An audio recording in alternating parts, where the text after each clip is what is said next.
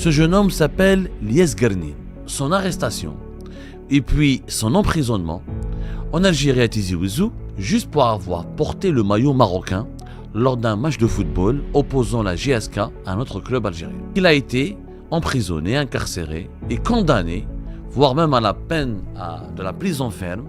Et cet événement se serait passé au cours de la Coupe d'Afrique des Nations. Des appels à la libération se sont multipliés, ont été rapidement diffusés sur les réseaux sociaux et cette histoire a fait le tour du monde. Combien d'Algériens portent le maillot national du Brésil, de l'Angleterre, de l'Allemagne. Donc c'est pas un crime en soi. Lui, parce qu'il a porté le maillot national de l'équipe nationale du Maroc ou le maillot d'équipe nationale du Maroc, il a été donc emmerdé, interpellé, par la suite arrêté et placé en détention. En soi, est-ce que porter le maillot national du Maroc est un crime? Il y a des Algériens il y a des Marocains et des Marocains qui ont porté le maillot de l'Algérie dans certaines occasions. On a vu au début de la CAN des Marocains et des Marocains au Maroc qui ont manifesté leur joie avec les supporters algériens, qui ont soutenu les supporters algériens, qui ont porté même le maillot de l'Algérie. Est-ce que c'est une raison de les emprisonner ou de les incarcérer? Le maillot du Maroc, c'est le symbole, l'emblème d'une équipe nationale de football et non pas d'un parti politique ou du régime marocain ou de l'armée marocaine. Il y a de cela plusieurs semaines, une photo d'un jeune homme portant le maillot de la GSK était partagée massivement sur les réseaux sociaux. Ce jeune homme s'appelle Lies Guernin et plusieurs publications sur les réseaux sociaux, que vous allez voir à l'instant, indiquent ou dénoncent son arrestation et puis son emprisonnement en Algérie à Tizi Ouzou, juste pour avoir porté le maillot marocain lors d'un match de football opposant la GSK à un autre club algérien. Lies Guernin, la photo que vous voyez, effectivement fait l'objet d'une campagne massivement partagée sur les réseaux sociaux qui raconte, comme on le voit ici, qu'il a été emprisonné, incarcéré et condamné, voire même à la peine de la prison ferme, juste pour avoir porté le maillot de l'équipe nationale du Maroc. Et cet événement se serait passé au cours de la Coupe d'Afrique des Nations, la fameuse CAN de 2025, qui a eu lieu du 21 décembre 2025 jusqu'au 18 janvier 2026. Cet événement a suscité la controverse. Aucun média algérien n'en a parlé. Je dis bien, aucun média algérien n'en a parlé. Et pourtant, sur les réseaux sociaux, ces affiches ont inondé Facebook, TikTok, Instagram et un petit peu YouTube. Lies Guernin, ces affiches, ces publications nous apprennent que Lies Guernin, âgé de 22 ans, originaire de Ait Msbah, dans la commune de Beni Douala à Tizi Ouzou, aurait été condamné à 2 ans de prison ferme pour avoir porté le maillot de l'équipe nationale du Maroc en allant voir un match de la GSK au stade Hussein Ait Ahmed de Tizi Ouzou. Indignation, opinion publique scandalisée, le football n'est pas un crime, l'injustice suit. Des appels à la libération se sont multipliés, ont été rapidement diffusés sur les réseaux sociaux et cette histoire a fait le tour du monde. Personne n'a voulu d'ailleurs ni l'infirmer ou la confirmer. Au départ, beaucoup ont dit que c'est une fake news qui a été propagée par des médias américains. Par des médias marocains, excusez-moi. Beaucoup ont dit que c'était des médias marocains qui ont inventé cette histoire parce qu'elle a été médiatisée uniquement au Maroc, pour des raisons que vous pouvez comprendre. Comme il s'agit d'une affaire qui implique le Maroc et qui a causé du tort à un jeune Algérien pour avoir entretenu un lien avec le Maroc, à savoir en portant le maillot de l'équipe nationale du Maroc, et c'est sur les médias marocains se sont emparés de cette histoire pour épingler l'Algérie, pour s'attaquer aux autorités algériennes, pour dénigrer l'Algérie. Et pour certains Algériens et Algériens, cette information est fausse, elle est juste d'une fake news utilisée par la presse marocaine comme d'autres fake news pour nuire à la réputation et porter préjudice à l'image et à l'honneur de l'Algérie. Et pourtant, cette information, elle est malheureusement vraie. La première source qui a parlé de l'arrestation de Lies Guernin, la voilà, c'est Messaouda Chbala. Messaouda Chbala, vous voyez sa page Facebook. C'était le 7 janvier, si je ne me trompe pas. Est-ce qu'on peut juste agrandir l'image pour voir la date plus exactement? Normalement, c'était le 7 janvier 2026. C'est elle qui a parlé de cette affaire, la première, hein, avant que les médias marocains, avant que les réseaux sociaux n'en parlent, etc. Messaouda Chebala, elle est connue à Alger, en Algérie, comme étant l'épouse de Fethi Gharras. Fethi Gharras, l'un des activistes politiques les plus en vue depuis la crise politique de 2019, ancien président ou leader du MDS, Mouvement pour la démocratie et la société, qui a été arrêté à maintes reprises et qui a été condamné à la prison ferme, qui a été emprisonné. Fethi Gharras, l'un des opposants les plus virulents en Algérie, les plus engagés. Son épouse, Messaouda Chebala, qui a été elle aussi arrêtée avec lui à plusieurs reprises et qui a même fait l'objet de plusieurs poursuites judiciaires pour des délits d'opinion, c'est elle qui a partagé la première fois cette information. Messaouda Chebala, elle est originaire du même village, selon nos investigations, que Lies Gernin. Absolument du même village. Donc, ce n'est pas une invention marocaine, cette information. Ce n'est pas une invention marocaine. Ce n'est pas une fake news montée de toutes pièces par la presse marocaine. C'est l'épouse d'un opposant algérien, Fethi Gharras, qui est très connu. Messaouda Chebala est très connue. Elle était militante avec lui au sein du mouvement démocratique et social, le MDS, qui existe, je rappelle, depuis 1998. Non, qui existe bien avant 1998. Le MDS, c'est Fethi Gharras qui est dedans, qui milite au sein du MDS depuis 1998. Le MDS, que je rappelle, il est suspendu et interdit par les autorités algériennes. Le MDS existe, effectivement, il existe depuis 1998. Il a été créé le 1er mai 1998. Donc, c'est l'un des membres fondateurs. Fethi Gharras est l'un des membres fondateurs de ce parti. Donc, c'est une source qui est fiable. Et elle a écrit sur sa page Facebook, elle a raconté en arabe, vous le voyez bien, comment Lies Gernin aurait été effectivement arrêté, persécuté, emprisonné. Donc, il a été pour nous persécuté en raison d'un maillot de l'équipe nationale du Maroc. Aucun titre de la presse algérienne n'en a parlé. Maintenant, parce que la presse marocaine en a beaucoup parlé, est-ce que cela légitime le fait de dire que c'est une fake news? Est-ce que cela légitime le fait de discréditer ou de ne pas accorder de l'importance à cette information? Nous avons essayé de mener l'enquête sur l'affaire Lies Gernin. Aucune source ne veut parler. Aucune source. Ni ses proches, ni les membres de sa famille qui sont terrifiés ne veulent parler ou ne veulent raconter quoi que ce soit sur ce dossier qui est sombre. Comment un jeune homme peut être arrêté pour avoir juste porté le maillot d'une équipe nationale étrangère, alors que, comme le dit Messaouda Chebala sur son statut Facebook le 7 janvier 2026, il y a des millions de jeunes Algériens, lors des matchs de football, on a l'habitude, on a même la tradition, c'est devenu une tendance de porter les maillots des équipes nationales des pays étrangers. Combien d'Algériens portent les maillots nationaux du Brésil, de l'Angleterre, de l'Allemagne, du Cameroun, ou des grands pays, de l'Argentine. La France, le maillot français, c'est très rare. Mais en tout cas, les maillots de certaines équipes nationales, de certaines sélections nationales de football sont très populaires en Algérie. Il y a certaines sélections qui sont très populaires. L'Argentine, le Brésil, l'Allemagne, l'Angleterre, les grandes nations de football qui sont très connues, l'Espagne. Donc, c'est pas un crime en soi. Lui, parce qu'il a porté le maillot national de l'équipe nationale du Maroc, ou le maillot d'équipe nationale du Maroc, il a été donc emmerdé, interpellé, par la suite arrêté et placé en détention. Et c'est injuste de ne pas en parler. C'est surtout injuste que sa famille a tout simplement très peur. Elle a très peur. Très peur. Et personne ne veut parler de cette affaire. Alors, nous avons mené l'enquête. D'abord, Lies Gernin, nous pouvons le certifier, ne fait pas partie du MAC. Il n'a aucun lien avec le mouvement pour l'autodétermination de la Kabylie, qui est un mouvement séparatiste classé comme étant mouvement terroriste depuis mai 2021. Aucun lien. J'ai recoupé au niveau de plusieurs sources. Lies Gernin n'a pas milité au sein du MAC. Si au fond de lui, il a une sympathie enfouie ou cachée ou dissimulée pour le MAC, ça je ne sais pas.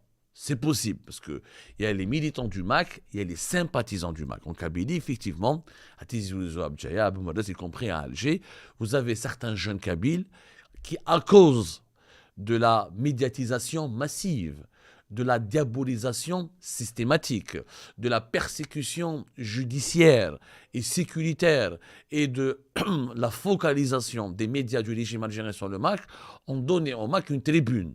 Ont offert au MAC une tribune, et à force de trop persécuter ce mouvement, et d'en faire un mouvement structuré, un mouvement terroriste, un mouvement qui serait à l'origine de toutes les menaces et les maux qui déstabilisent l'Algérie, on a ce qu'on appelle l'effet boomerang de cette campagne d'acharnement contre le MAC, c'est-à-dire que le régime algérien a fini par susciter de la sympathie ou de l'empathie envers le MAC chez certains jeunes Kabyles qui sont désorientés, déstructurés, ou plutôt qui sont révoltés par la situation politique et socio-économique de leur pays, de leur région, et qui ont commencé à se dire « Ah, peut-être c'est ce MAC qui est aussi détesté, aussi insulté et aussi réprimé par le régime Tebboune, c'est peut-être parce il détient une part de virilité, ou c'est parce il gêne vraiment et qu'il est peut-être sur la bonne voie. » Il y a une certaine minorité, j'ai connu moi personnellement une minorité de Kabyles, notamment de jeunes, qui ont commencé à nourrir une certaine sympathie envers le MAC, juste pour contrecarrer et pour emmerder le régime Tebboune, pour contrecarrer le régime Tebboune et pour s'opposer au régime Tebboune. Mais au fond d'eux, ils n'ont pas des convictions indépendantistes. En tout cas, moi, sur le Lesguernine, il n'y a absolument pas la moindre preuve, ni aucun indice qu'il serait militant du MAC. C'est pour que ce soit très clair. Maintenant, qu'est-ce qui s'est passé ? Le 2 janvier 2026, il y avait un match qui opposait la GSK au Mouloudia d'Alger, au stade de Hussein Ahmed de Tizi Ouzou, le plus beau stade de l'Algérie en ce moment, il faut le dire. Et c'est à ce moment-là que Lesguernine aurait porté le maillot de l'équipe nationale du Maroc. Pourquoi il a fait ce geste ? Est-ce que pour dire que je suis... parce qu'au début de la CAN, il n'y avait pas encore ce malaise. La CAN, la dernière CAN qui a été organisée au Maroc, il y a eu 2 séquences. La dernière séquence, la séquence de la haine, de la désinformation, des appels à la violence, où des Algériens se réjouissaient de l'élimination du Maroc, où les Marocaines et les Marocains se réjouissaient de l'élimination de l'Algérie, où il y avait des combats sur les réseaux sociaux, des logomachis, comme on dit dans le langage littéraire et philosophique, des insultes, des calomnies, des échanges virulents. Ça, c'était la séquence après les quarts de finale. Mais avant, lors de la phase des groupes, il y avait une séquence de détente, une séquence de réconciliation, une séquence d'amitié, de fraternité entre les Algériens et les Marocains, parce que les Algériens, quand ils sont partis au Maroc, ils ont été bien accueillis, les premiers jours, ça s'est bien passé, il n'y avait pas eu de problème, il n'y avait pas eu de tension. Donc en Algérie, certains jeunes Algériens ou certains Algériens voulaient témoigner, voulaient surfer sur cette ferveur de l'amitié, de la fraternité entre l'Algérie et le Maroc, pour témoigner leur affection ou leur amitié à l'égard du Maroc. Il est probable que ce Lesguernine ait recouru à ce geste de porter le maillot du Maroc pour témoigner d'une certaine amitié, je dis bien pour témoigner d'une certaine amitié envers le Maroc. C'est possible, mais malheureusement, ni lui ne peut s'exprimer parce qu'il est en détention, ni ses proches, ni son entourage n'ont envie de parler parce qu'ils sont terrifiés, ils ont peur. Quoi qu'il arrive, ce n'est pas un militant du MAC, il n'a pas porté le maillot du Maroc pour menacer l'intégrité territoriale du pays ou pour dire non à l'unité nationale. En soi, est-ce que porter le maillot national du Maroc est un crime ? Il y a des Algériens il y a des Marocains et des Marocains qui ont porté le maillot de l'Algérie dans certaines occasions. On a vu au début de la CAN des Marocains et des Marocains au Maroc qui ont manifesté leur joie avec les supporters algériens, qui ont soutenu les supporters algériens, qui ont porté même le maillot de l'Algérie. Est-ce que c'est une raison de les emprisonner ou de les incarcérer ? Le maillot du Maroc, c'est le symbole, l'emblème d'une équipe nationale de football. Et non pas d'un parti politique ou du régime marocain ou de l'armée marocaine. Pas du tout. Pas du tout. C'est une équipe nationale de football d'un pays voisin avec lequel nous avons des liens historiques et des liens géographiques indéniables et incontestables. Donc, en aucun cas, sur le plan juridique comme sur le plan moral, porter le maillot d'une équipe étrangère est une trahison ou est une menace à l'ordre public de son pays. Ça, c'est la logique, ça, c'est la rationalité. Mais malheureusement, cette histoire Lesguernine, personne n'en a parlé parce que quand elle a éclaté, il y a eu la deuxième séquence malheureuse de la CAN où, juste après les quarts de finale, avec l'élimination de l'Algérie face au Nigeria et par la suite la fameuse finale catastrophique entre le Maroc et le Sénégal, les théories complotistes, les théories, les propagandes de la désinformation ont vraiment mis en place, ou ils ont créé un climat de haine un climat de haine et de tension entre les deux pays. Rappelez-vous, il y a un influenceur algérien qui a été arrêté, emprisonné. On en a parlé, et il a même pris 3 mois de prison ferme juste au Maroc, juste pour une blague lors du match Algérie-Congo-Kinshasa pour les 8e de finale, où il a fait blaguer, il a fait croire à ses abonnés qu'il avait pissé, qu'il avait fait pipi sur lui. On lui a consacré 2 émissions. Il a été, dans une première étape arrêté, ensuite relâché, placé sous contrôle judiciaire, ensuite convoqué, jugé et condamné à la prison ferme pendant 3 mois. C'était au mois de janvier 2026. On en a parlé, vous avez les captures d'écran de nos émissions. Par la suite, il y a eu d'autres supporters algériens et d'autres supporters étrangers qui ont été arrêtés au Maroc. On a des articles de presse, la presse marocaine elle en a parlé. La fameuse finale contre le Sénégal, vous avez 18 supporters sénégalais qui ont été condamnés à la prison ferme pour avoir violenté les stadiers marocains lorsque le match s'était interrompu dans les toutes dernières minutes du temps réglementaire. Vous avez un supporter franco-algérien qui a été lui aussi arrêté et condamné. Il y a eu aussi pas mal de supporters algériens match du Nigeria, un supporter algérien. Là, vous avez un article du média Equinox, le média français Equinox, qui a résumé la chronologie des événements.